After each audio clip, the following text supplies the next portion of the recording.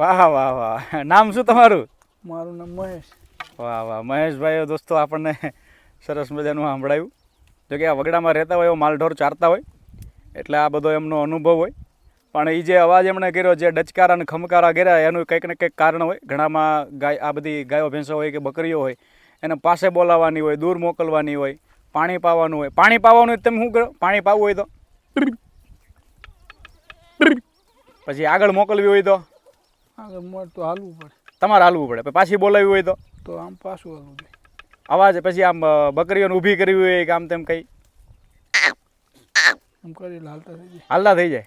વાહ વાહ વાહ.